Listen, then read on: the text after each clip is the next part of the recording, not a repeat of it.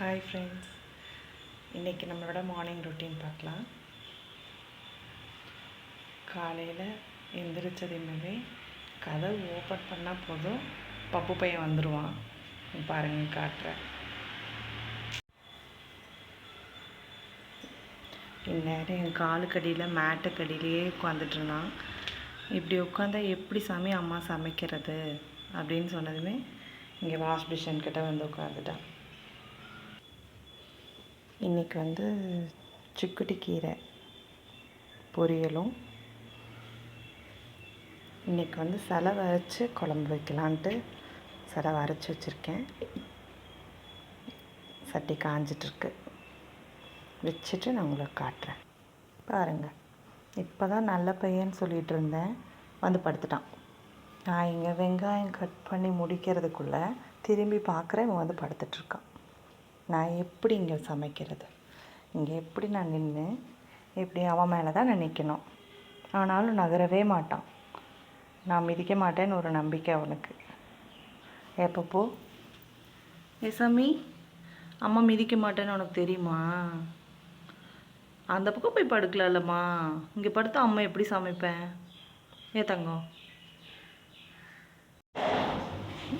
பாப்பாவுக்கு பட்டர் போட்டு பால், பையனுக்கு பூஸ்ட்டு, எங்கள் வீட்டுக்காருக்கு காஃபி. வாங்க கொடுத்துட்டு வரலாம்.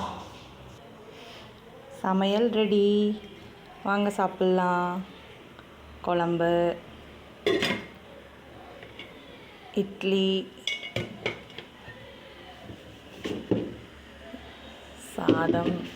சாதம் டிஃபனுக்கு எல்லாத்துக்கும் போட்டேன். தக்காளி சேவை,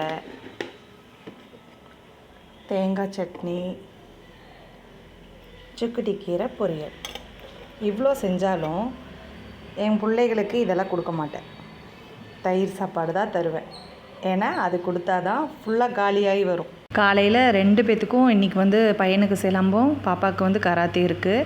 2 பேருமே அவள் பேண்ட்டை மறந்துட்டா, இவன் சிலம்பத்தை மறந்துட்டான். அப்புறம் போகிற அவசரத்தில் எல்லாம் கொடுத்துட்டு, என் பொண்ணு வேறு என்கிட்ட கோவிச்சிட்டு இருந்தா. நான் நிற்கலை பால்கனியில் நிற்கலைன்னா, நின்னதுக்கப்புறம் நான் பாய் சொல்கிறேன், என் மூஞ்சியை கூட பார்க்காம கையாட்டிட்டு போகிறா. காலையில் இவங்களை ஸ்கூலுக்கு அனுப்புறக்குள்ளே நம்மளுக்கு அப்படியே மழை பேஞ்சு ஓஞ்சு போன மாதிரி ஆயிரும். அவங்க தாத்தா காலையில் நேரத்தில் கீழே போய் நிற்பார். அவங்க நின்றும் கூட இவங்க போகவே மாட்டாங்க. டைம் ஆயிடுச்சு அப்படின்னா, டைம் ஆயிடுச்சான்னு மட்டும் கேட்பாங்க. சீக்கிரமாக கிளம்பிட்டா அந்த டைமை ஈக்குவல் பண்ணிடுவாங்க. உங்கள் வீட்லேயும் இப்படி தானா? அப்புறம் என்னங்க, பாத்திரம் கழுவிட்டு துணி துவைச்சிட்டு இனி வீடு வாசல்லாம் நான் இனி கூட்டி ஓர்சல் பண்ணுறதுக்குள்ளே எனக்கு மதியம் ஆயிரும், 11 மணி ஆயிரும். கிச்சன்லாம் எப்படி கசகசன்னு இருக்குது பாருங்கள். எல்லாம் அவங்கள பிள்ளைகளை அனுப்பி விட்டுட்டு தான் க்ளீன் பண்ணணும்.